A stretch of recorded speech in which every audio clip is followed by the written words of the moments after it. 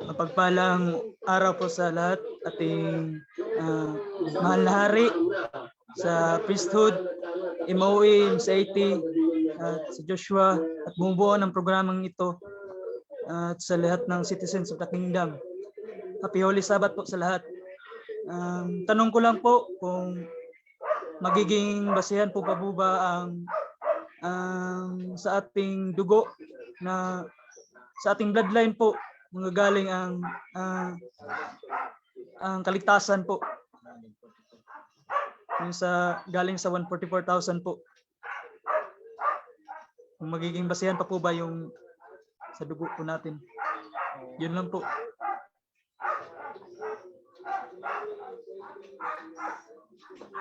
Brother Carlos, ang liwanagin lang po natin ang iyong katanungan. Ang katanungan niyo po ba ay kung sa ating lahi po ba or bloodline? Yes po, yung kung magiging Magmumula. basihan po sa ating bloodline magiging po. basihan. Opo. So yun po aming priest figure. Basihan po. Pakimute. Okay. Makahol na as. Ganito. Okay.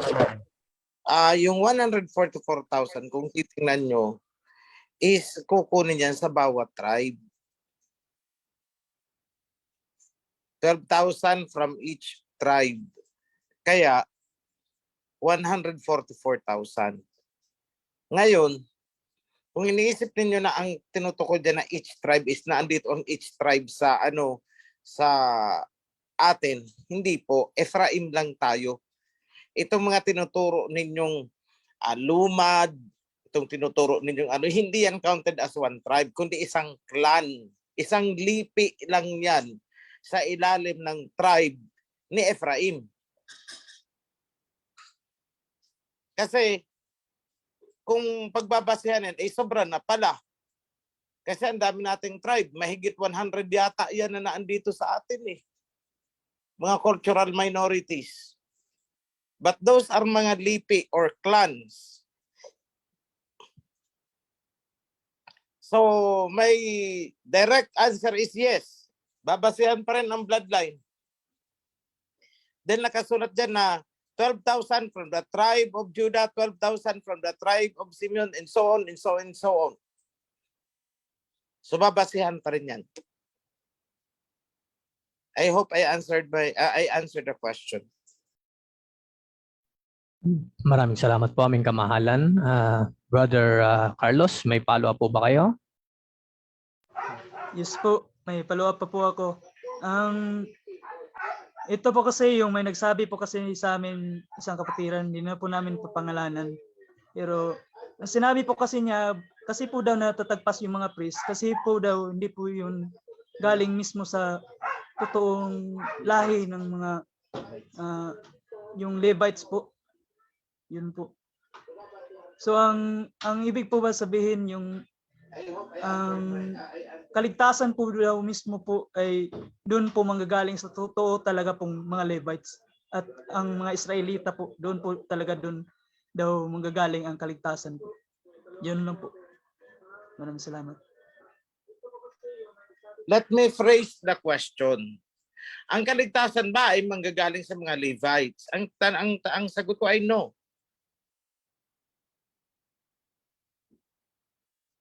Unang nasusulat sa Bible ng kaligtasan ay galing sa Levites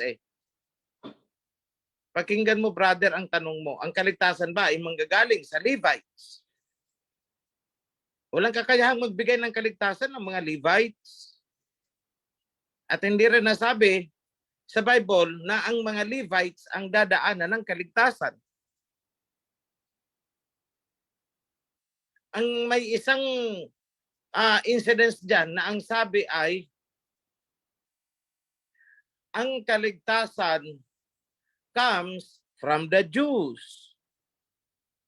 Yun, tanggap ko pa yun. Kasi ang Messiah is Hudyo. Diba? Mula sa clan ni David, paakyat yan hanggang kay Judah. But then, nasusulat din naman na pagdating ng panahon, bibitawan ni Judah ang setro. Ibig sabihin, yung kingship mawawala sa linya ni Judah. At ito ay mapupunta sa Ephraim. Bakit mapupunta sa Ephraim? Kasi noong binasbasan, inadapt ni Jacob si Manasseh at Ephraim, sa Ephraim ang ginawa niyang firstborn. So kung sino ang firstborn, sa kanya ang kingship. So, you might be wondering, maraming nagtataka, bakit si Judah? Hindi naman siya firstborn eh. Bakit napunta sa kanya? Kasi yung sinusundan niya, if I recall it right, Reuben,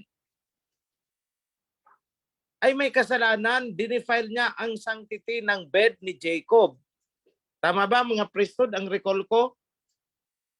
So, na-disqualify siya. And next in line is si Judah.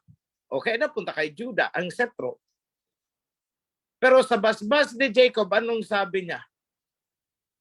The scepter shall not depart from Judah until such time. Oh, meron palang panahon na darating. Until such time that the one to whom it belongs come. Oh, may darating pala sa takdang panahon. Doon ipapasa ni Judah. Kanino ipapasa? Kay Ephraim. Someone from the bloodline of Ephraim ang papalit sa throne. At sino ang tinutukoy? Anong sabi ni Prophet Jeremiah? Is it not Ephraim is my firstborn? O, mismong si Alhayam ang nagsabi na ang firstborn niya, para sa kanya, ang firstborn ay si Ephraim. Paano naging si Ephraim ang firstborn? Ipamangkin na lang yan ni Judah eh. It's because inadapt ni Jacob, iniangat, inihilera niya sa kanyang mga anak, itong si Ephraim at saka si Manasseh. So, Ephraim now becomes the firstborn at tinanggap yun ng Alhayam alang-alang sa blessing na ibinigay ni Jacob. Kaya sabi ng Alhayam, Ephraim is my firstborn. Ilang verses natin yan, mababasa dyan eh. So Ephraim is the firstborn. Ibig sabihin, siya ang sasalo ng setro mula kay Judah, sa tribe of Judah.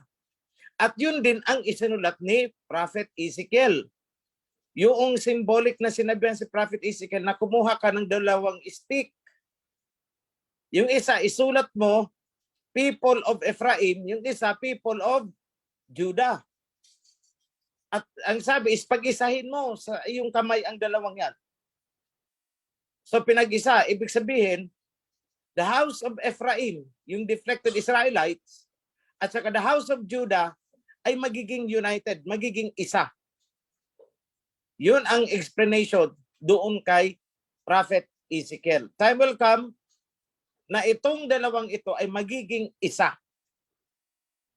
So if there is only one house, one kingdom, there will be only one king. Isang king lang. And that would be now from the bloodline of Ephraim. E nasan bang bloodline ni Ephraim? Andito po sa atin, tayo ang bloodline of Ephraim. At kapatid natin yung bloodline of Manasseh. Nasaan ang mga bloodline of Manasseh? Nandyan sa Missouri State. Pagitan ng China at saka India. Alam nila until now na sila ay galing sa Bene Manasseh. At tingnan yung itsure nila, kapatid, kapareho natin. Huwag lang magsasalita. Magtabi-tabi tayo. Walang itulak kabigin kung sino ang Manasseh, sino ang Ephraim. Huwag lang magsasalita. So ngayon, paano ko nasabi na tayo ay galing sa bloodline of Ephraim? Kasi ang sinabi dyan, Joseph will be a fruitful vine. At sinabi din sa Mika, mula sa Ephrata, that is, Ephraim, merong king na sisibol. Marami dyan. verses that really describes na magiging king is from the tribe of Ephraim and no longer from the tribe of Judah. Dalawa lang naman yan eh. Tribe of Judah, tribe of Ephraim. Wala namang predict na panggagalingan yung king. It's only Judah or Ephraim. Hindi naman binanggit ang ibang mga tribes. So, ang one thing is clear, aalis ang setro sa tribe of Judah. Eh kanino lilipat? Eh dalawa lang naman sila. Eh di kay tribe of Ephraim. Ganun po kasimple mag-analyze niyan. You have to read between the lines. I hope I answered the question. Narinig na po ako, kapatid. Happy Yes po, Holy opo. Sabbath po, aming mahal na hari, aming mga priesthood, mga moderators, MCIT, lahat po ng namumuno ng kingdom, at sa lahat ko pong kapatid dito sa Kawan. Mahal na hari, nabanggit po ninyo kanina na kaya po ginawa ng Misaya na parable po ang ang mga sinasabi niya para hindi po maintindihan po ng ng mga Pariseo, parang ganun po. So ang tanong ko po, mahal na hari, meron po kasi kaming kasama dito na Chinese ama po siya. Ngayon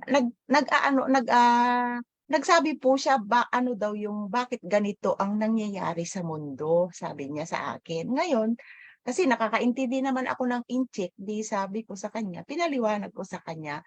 Tapos po, mahal na hari, meron po akong ipinabasa sa kanya na Chinese Bible, English to Chinese. So, ang pinabasa ko po sa kanya para, maliwanagan po siya bakit ganito yung nangyayari sa mundo. Eh, yung nakasulat po sa Isaiah 24, verse 4 to 5. Yun po yung pinabasa ko sa kanya. Tama po ba yung nagkasalo po ba ako? Kasi sabi nga hindi naintindihan ng nasa labas yung nauunawaan ng Kawan. Lang po, kung mali po ba yung ginawa ko, mahal na hari. Yun lamang po.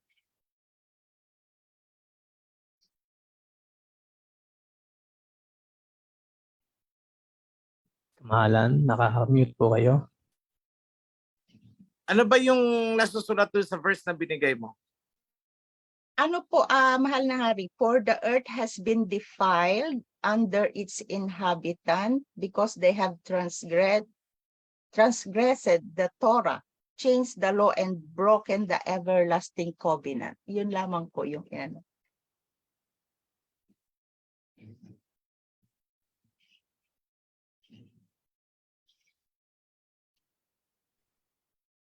Naka-mute po kayo, kamahalan. Yung dapat mang ibigay kasi Chinese siya is yung nababanggit yung land of Sinim. Kasi Chinese siya para makarelate siya. land of sin. That they will become part of the covenant. Sinim. Opo. Sinim is Hindi ko po China. kasi alam ang version, mahal na hari. Paturo ko na lang dyan sa Saan po matata? Kasi nag-aas po kasi sila, mahal na hari. Sa Kaya, priesthood, alam nila yan. Alam nila yan kung saan yung sinim na yan, you ask the priesthood. Matutulungan ka nila. Hindi ko memoryado ang verse. It's there. sige po, mahal na hari. Many will be para called po, from sinim.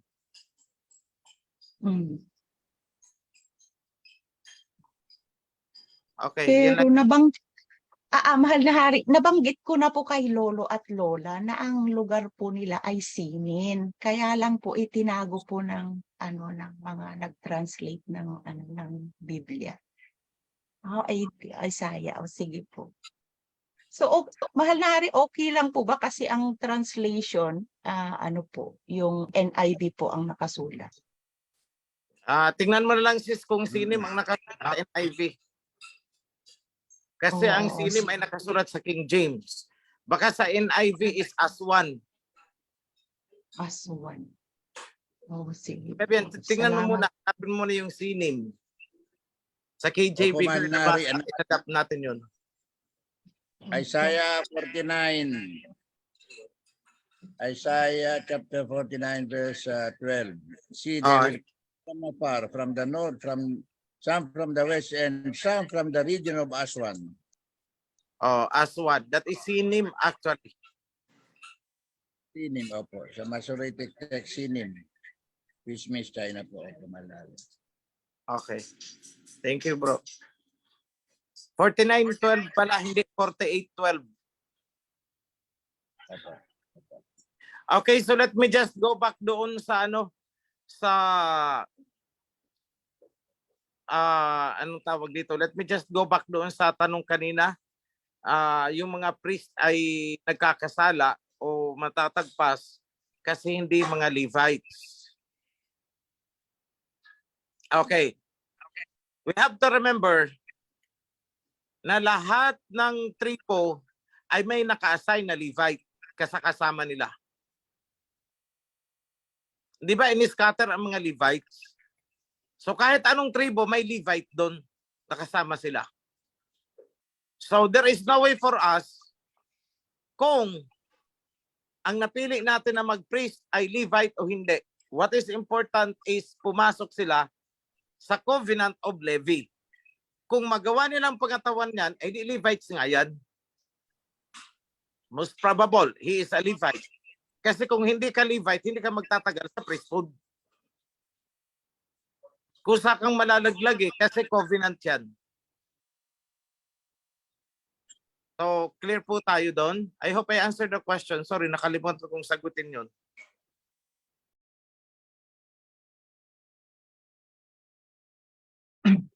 Ito. Mapagpalang araw po ng Sabat sa lahat, sa mahal na hari, sa mga priest, sa lahat ng priest at sa citizen of the kingdom. Ang tanong ko lang po is ito. Tungkol dun po sa dalawang babae na biktima, or kung sino pa man po yung natuhog na tapos sa loob na sila ng kingdom nung nangyari yung mga bagay na yun. So hindi na po sila biblically available po, diba? Ibig po ba sabihin nun na hindi na sila pwede maghanap ng partner, or habang buhay na nila yung dadalhin, or kung ayaw nila ng ganun, lalabas na lang sila? Kung nasa video nyo po yung, kung nasa in-upload nyo po na video yung sagot, doon ko na lang po hanapin para hindi na po kumain ng oras. Yun lang po. Okay. Okay, biblically available pa rin yung dalawa because they are mere victims. Pero doon sa dalawang yun, isa lang ang biblically available kasi yung nauna, pinagre-reconcile namin sila at saka yung brother natin na kailangang mag-offering. Yun, kasi may pananagutan na siya doon sa nauna. So, nagkalabuan sila nung una, kaya kumuha siya ng pangalawa. So, yung pangalawa is victim. Kasi tinanong ko siya, tinanong mo ba yung yung lalaki? Kung siya ay nakipag-isang laman na doon sa nauna sa'yo. Sabi niya, tinanong niya daw, anong sagot sa'yo? Hindi raw hindi kinonfess. Nag-deny daw yung lalaki. No, sinabi na wala pang nangyayari. So binigay ngayon nitong pangalawa yung sarili niya. So she is a victim. So sabihin na nating niloko siya. Something like that. So that is why yung lalaki kailangang mag-sin offering. Pero ang kanyang kaso ay hindi talaga adultery but rather sexual immorality or sexual promiscuity. Hindi adultery because hindi pa consummated talaga yung marriage kasi nag-object yung parents . Hindi naman nag-object yung parents ng babae. Ang sabi, iharap mo muna sa akin yung mga magulang mo. Yun ang sinabi ng magulang ng babae doon sa lalaki, which is hindi niya na itinuloy, hindi niya iniharap, pero ginalaw niya yung babae. So in that sense, that is an act of sexual activity outside of the blessings of marriage ng mga magulang. At nung siya ay humanap pa ng iba, that is already promiscuity. Pero the victim itself should not suffer because of the sin nung lalaki kasi may honest intention siya na alamin kung nagkaroon na ng nangyari. Sabi, wala daw. So binigay niya ang sarili niya. Akala niya clear yung lalaki. That's why I am making this policy na mag-create kami ng database. Kapag may nililigawan ka o yung babae at may nangyari na sa kanila, you have to inform the registry. Ilalagay yan doon na itong lalaki na to ay meron ng unbreakable na responsibility sa babaeng ito. At lahat ng babae na lalapitan nitong lalaki, kung kailangan nilang bago nila ibigay, kasi kung talagang sabi natin playboy ito, eh di magtatanong muna ang mga babae, o ito gusto kong i-check ito, available pa ba o hindi na. Ang isasagot lang namin is positive or negative. Ibig sabihin, kung may positive record dito, hindi na yan available. Huwag ka nang papatol dyan. Pag sinabing clear, okay, sige, go, clear eh. So, we are going to keep that updated. And for the benefit of the doubt, bago namin isabihan na clear to go, eh ipapatawag muna namin ang lalaki. O nililigawan mo pala ito, nag-inquire sa amin. Anong latest status mo? Ikaw ba ay clear o baka hindi ka lang nakapag-update ng record sa amin? Clear ka pa ba? Ganito. Kasi pag sinabi niyang, oo, clear ako, wala akong naging activity, eh di, magbibigay tayo ng go signal dito sa babae. Okay, so you are safe to go na sumama dyan. At if it turns out na niloko tayo nitong lalaki na pati tayo ay naipasubo natin itong babae, then that guy should be kicked out from the kingdom. So ganyan po ang ating magiging protocol. I want to have implemented. That will be confidential. Hindi naman namin sasabihin kung sinong karelasyon. And not just anyone can ask, ito bang lalaking ito ay meron ng karelasyon. Ang tanong muna namin yan, bakit? Bakit mo itinatanong? Kasi lumiligaw sa akin. O sige, tanungin muna namin ang lalaki kung nanliligaw nga sa'yo. Bago kami magbibigay ng impormasyon. Kasi those things are private. So I will train people to handle this. Hindi yung ito bang lalaki ito, may karelasyon, wala. Ay, ayon dito sa record, siya ay may karelasyon na. Hindi pwede yun. Ang unang tanong dyan, bakit nyo po itinatanong? Kasi nanliligaw po sa akin. Patunayan mo na nanliligaw nga sa'yo. Ipatawag natin ang lalaki. O, totoo ba? Nanliligawan mo itong babae. Kaya nag-inquire sa amin kung safe ka pa. Eh, ang sagot ng lalaki, hindi naman ako nanliligaw dyan. At least nalinawan yung babae. Hindi naman pala nanliligaw sa'yo eh. So ganyan po ang magiging mechanism natin para maiwasan itong out of deceit o deception. Panluloko na ay ako'y single at ako'y available, biblically free ako. Yung pala nakatatlo na. Yung mga hindi pa rin maiwasan ang ganyan eh. Yung mga ugaling sa labas, dadalhin pa dito sa loob. So we are protecting the innocent. While we kick out yung mga talagang may mga gawain na hindi kaaya-aya. Sa first offense, pwedeng patawarin si lalaki. O kaya si babae. Pero depende sa titingnan natin kung kailangan i-grounded yung babae. Maraming kailangan i-consider yan. I could not explain right away dito. So yan lang po ang mga kapatid. That project will be on development and maraming kailangan upuan yan eh. Yung mga clear-cut policies, isa-simplify natin. And it may not cure entirely yung sin of the flesh sa kawan, but it will somehow decrease the incidents. Mababawasan ang mga pangyayari. At least, alam ng Aba, may ginagawa tayo. Hindi tayo nagpapabaya. Yun lang naman, mga kapatid. I hope I answered the question. Salamat po aming kamahalan na nabigyang linaw po ba ang iyong katanungan, kapatid? Opo, maraming salamat po. Okay lang po ba na follow-up question po? Go ahead po. So sa mga nabiktima po, may vindication pa po sila, tas pwede pa po nila ipagpatuloy mga rules sa pagsunod sa rules sa kingdom po. Yun lang Of po. course. Tuloy. Kasi ito po kasi yung naisip na pumasok lang po sa isip ko is kapag yung lock is I mean yung nasusian na yung isang lock tapos hindi na pwedeng hindi na pwedeng susian ng hindi na pwedeng susian ng ibang susi yung lock kasi parang magiging useless na yung lock po. Paano ba ito? Edusyo. I mean, ang nasa isip ko po kasi kapag yung isang kapag yung isang babae po is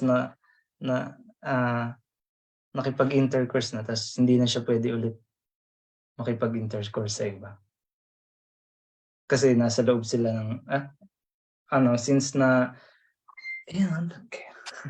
Okay, ganito yan. Kung ang babae ang nagpasusi sa iba, tapos pasusi ng pasusi kung kani-kanino, kung kani-kaninong susi ang sumususi sa kanya, ay yun talaga ay fornication. Pero yung nasusian siya accidentally kasi may rumaragas ang susi at siya ay nabundol, ano yan?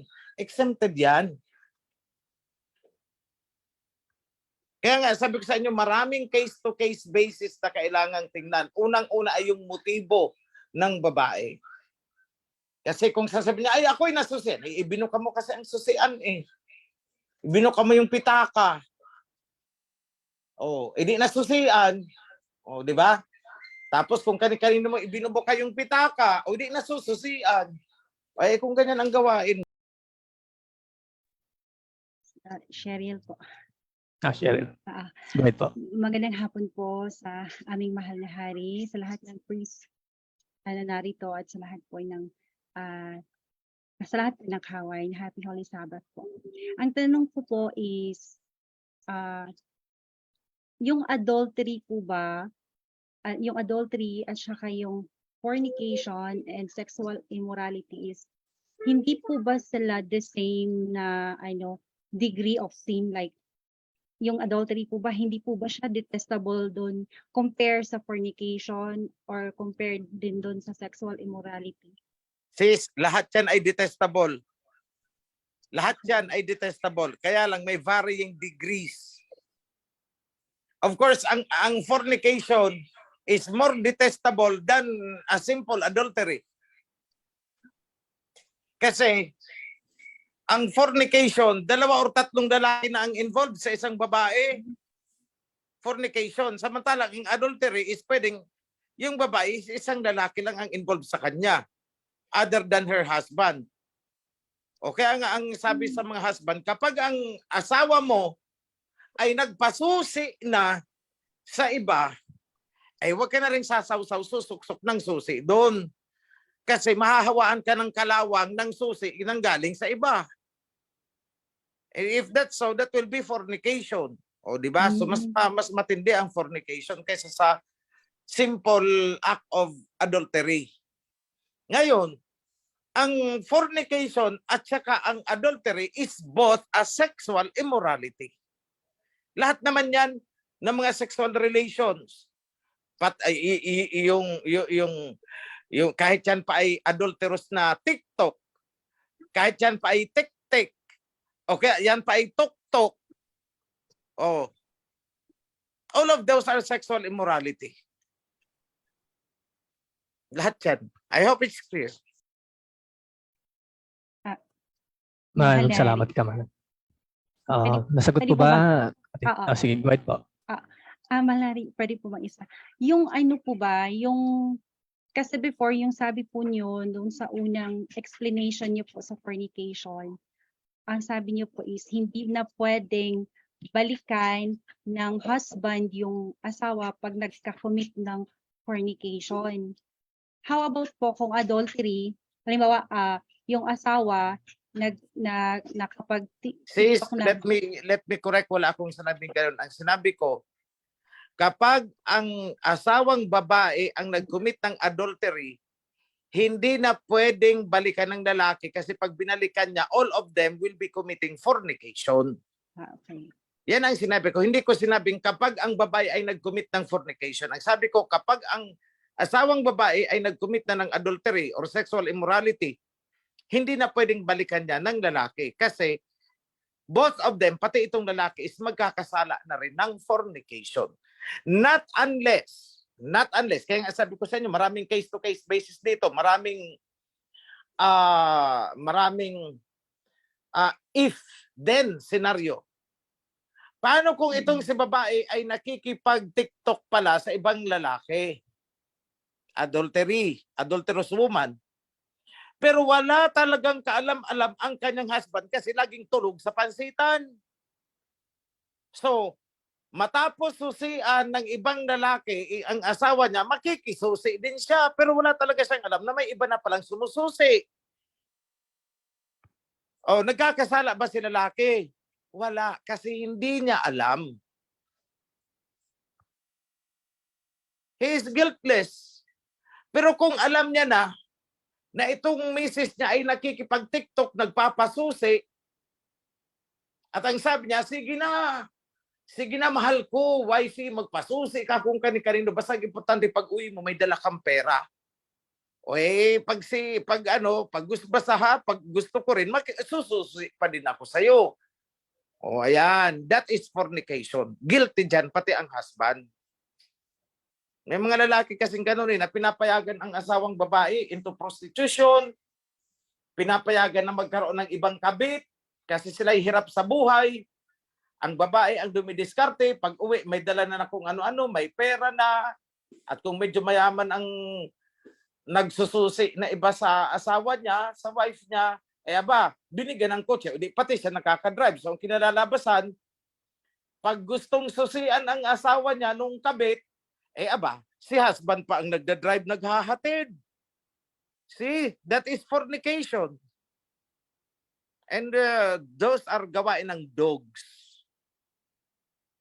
And the dogs have no place in the kingdom. Banal na aso ang tawag dyan. Tutuwad-tuwad ka dyan. Tapos ganyan pala ang gawain ninyo. Ay nako, di pwede yan.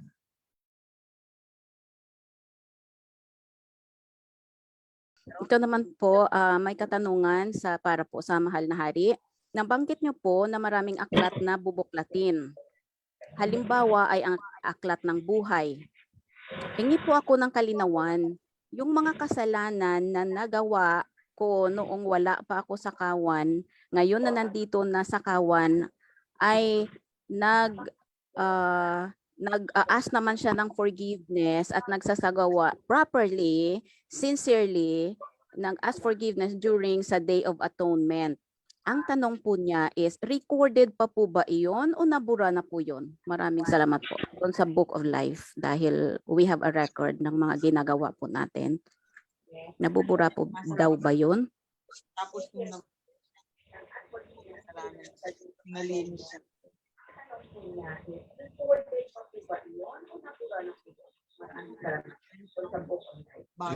Mahal na Hari. Oh. Yes po, nakamute po kayo. Nabubura ba yun? Yan ba ang tanong? Kasi yung kasalanan daw po niya nang wala pa siya sa kawan, ngayon nakapasok na siya. Tapos nag-Day of Atonement, sincerely, nag-observe naman siya. Tapos hinihinga naman po niya ng forgiveness iyon, sincerely. So ngayon, ang tanong po niya is, recorded pa rin po ba yung nagawa niyang kasalanan na wala pa siya sa kawan? Yun po. Wala na yun. Kasi di ba sabi natin, reset eh. Okay, kapatid, nandyan po ang sagot ng Mahal na Hari. Wala na yun. Wala na yun. Okay, maraming salamat po. May katanungan din po dito. Maybe anyone from the priesthood din po or ang ating Mahal na Hari. Panahon po ng Sabat, ang sabi po is total rest po ang command ng Aba sa atin. Ngayon, may mga biglang sulpot na kailangan mong gagawin sa buhay mo na sa araw ng Sabat. Ang tanong is, nagkakasala po ba?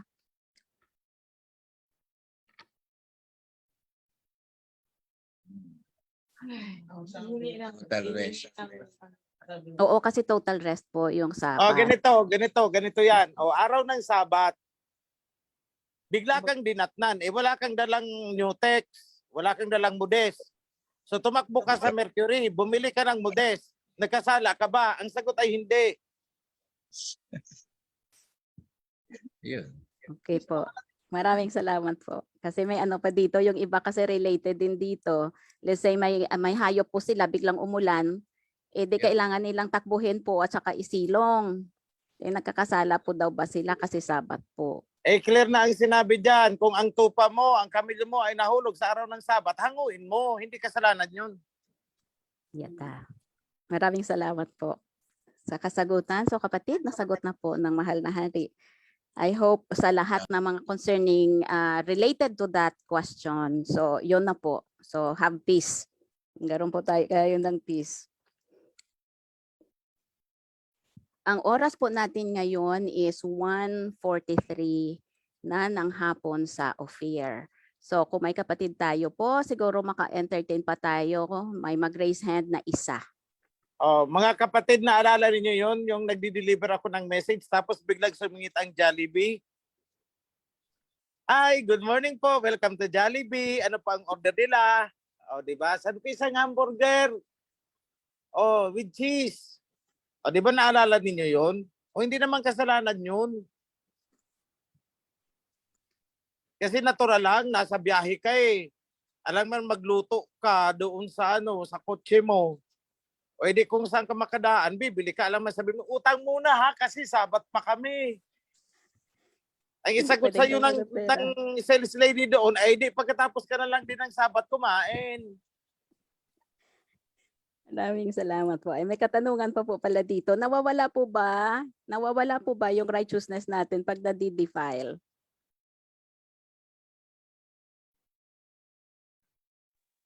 Ay, kung saan ka na-defile, yung righteousness mo doon ang nawala. Na-defile ka eh. Pero conforme sa defilement ha, kaya nga sabi ko sa inyo, ang pag-interpret ng law is maraming case-to-case basis dyan. Kasi hindi pare-pareho. Pag sinabi natin defilement is pare-pareho. No. May mga defilement dyan na na-defile ka. Kunwari, hindi mo naman alam na may patay pala doon. Napaakyat ka dahil biglang umulan. Tumakbo ka sa bahay na yun. Pag-check mo, may patay pala. Di-defile ka. Nawala na ba ang righteous mo? Siyempre hindi. Kaya ang pag-interpret niyan, we have to meet halfway between what is ideal according to the law and what is practical in reality. Kasi kung titingnan mo ang law, hindi ka pwedeng umupo sa inupuan ng may regla. Noon yun, nung nagkakalat pa sila dahil wala pang mudes. Ngayon may mudes na eh. Di ba? Nakuha nyo mga kapatid? Opo, maraming salamat po, mahal na hari. May katanungan pa po dito. Ito po, humihingi lang po ng advice. Ano po yung gagawin sa isang kapatiran na nagsasabi daw na ang tithes daw po, pareho lang doon sa Babylonian. Mas maano pa daw sa atin dito kasi 30%, 3 po yung tithes. Paano po ba siya namin papaliwanagan ng tama? Kasi po wala naman po siya expenses sa sweldo niya. Maraming salamat. Ganito yan. Paano namang nasasabi na kapareho sa Babylonian? Ibig ba sabihin, ganito, kapag tayo ay nag-observe ng Sabat at ang mga Babylonian ay nag-observe din ng Sabat, ibig sabihin ang Sabat ay hindi na natin pwedeng observe kasi ginagawa din ng Babylonian. Ganun ba ang mentality nyo?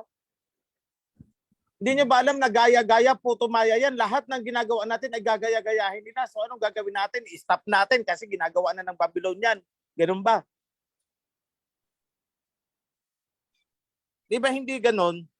Ang tithes po, ang ginagawa natin is according to the Torah. Lahat ng ginawa natin.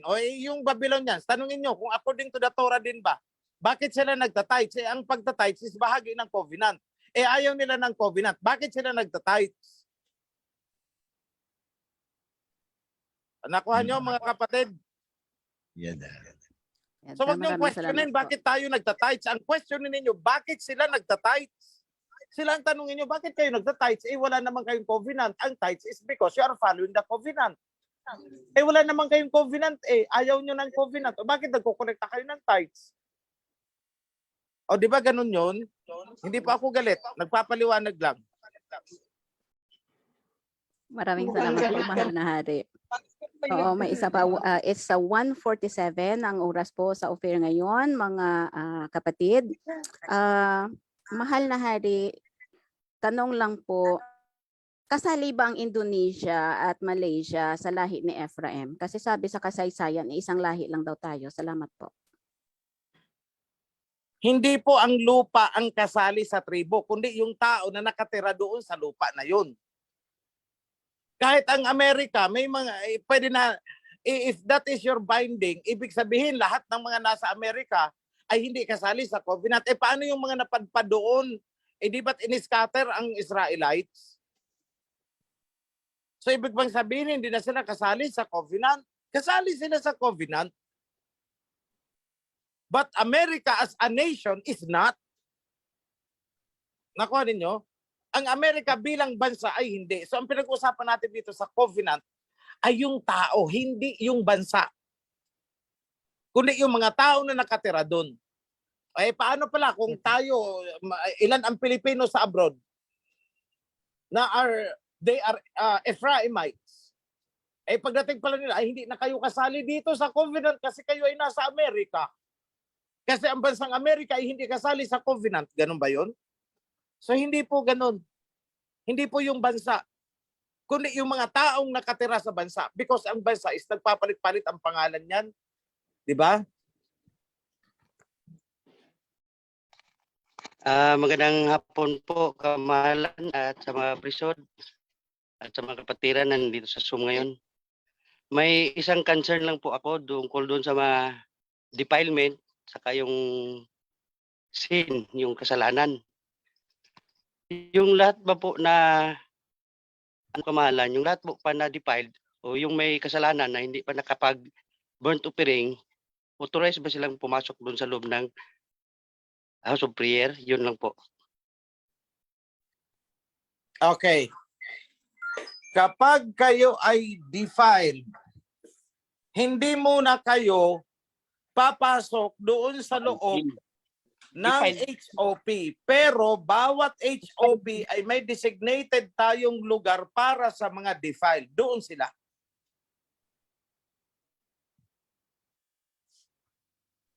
Nakuha niyo na po ang sagot ko? Nasagot po ba? Yung Brother pangalawa Macario? po, yung pangalawa po, kamahalan, yung tungkol sa mag-undergo pa ng burnt offering na hindi pa sila nakapag-undergo, pwede ba silang pumasok doon sa loob ng House of Prayer? Yun ang pangalawa po. Gaya ng sinabi ko, meron tayong space na designated sa compound ng House of Prayer. Hindi sila pwedeng humalo doon sa loob, pero pwede silang pumunta. Doon lang sila sa space designated para sa mga defiled. I hope clear.